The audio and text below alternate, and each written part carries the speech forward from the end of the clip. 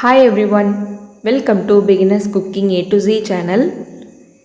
இன்னைக்கு நம்ம சேனல்ல தீபாவளி ஸ்பெஷல் வெள்ளை அப்பம் எப்படி செய்யறதுன்னு பார்க்க போறோம். ரொம்ப ஈஸியான ரெசிபி. வீட்ல இருக்க இட்லி மாவு வச்சு செஞ்சு எடுத்துறலாம். இப்போ வாங்க வீடியோக்குள்ள போலாம். ஒரு மிக்சிங் பவுல்ல 2 கப் அளவு நல்ல திக்கான இட்லி மாவு எடுத்துக்கிறேன். உங்ககிட்ட மாவு திக்கா இல்லனா நீங்க கொஞ்சமா அரிசி மாவு கூட கலந்துக்கலாம். இப்போ மாவு ஆட் பண்ணதுக்கப்புறம் ஒரு பெரிய சைஸ் பச்சை மிளகாயை பொடியாக கட் பண்ணி ஆட் பண்ணிக்கிறேன். உங்ககிட்ட சின்ன சைஸாக இருந்துச்சுன்னா 2 மிளகாய் கூட சேர்த்துக்கோங்க. 1 டீஸ்பூன் அளவு மிளகு ஆட் பண்ணிக்கிறேன். காரம் அதிகமாக வேணான்னா 1/2 டீஸ்பூன் கூட ஆட் பண்ணிக்கலாம்.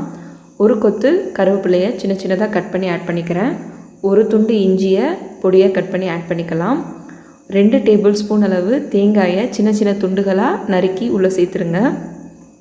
இட்லி மாவில் ஏற்கனவே உப்பு ஆட் பண்ணியிருக்கேன், அதனால் நான் உப்பு சேர்க்கலை. நீங்கள் உப்பு ஆட் பண்ணலைன்னா இந்த டைம் சேர்த்துக்கோங்க. இந்த மாதிரி நல்லா கலந்ததுக்கப்புறம் பனியாரக்கல் நல்லா சூடானதுக்கப்புறம் ஒவ்வொரு குழிலையும் 1/2 டீஸ்பூன் அளவு ஆயில் ஆட் பண்ணிக்கோங்க. ஆயில் நல்லா ஹீட் ஆனதும் ஸ்டவ்வை லோ ஃப்ளேமில் வச்சுக்கோங்க.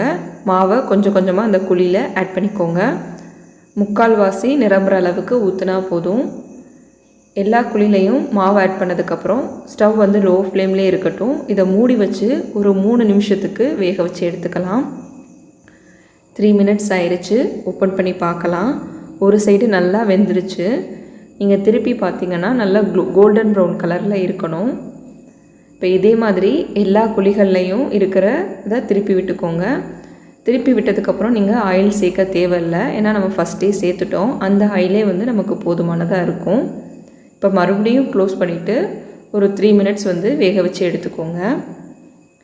இந்த மாதிரி நம்ம ஃப்ரை பண்ணும்போது நமக்கு ஆயில் வந்து அதிகமாக வந்து தேவைப்படாது.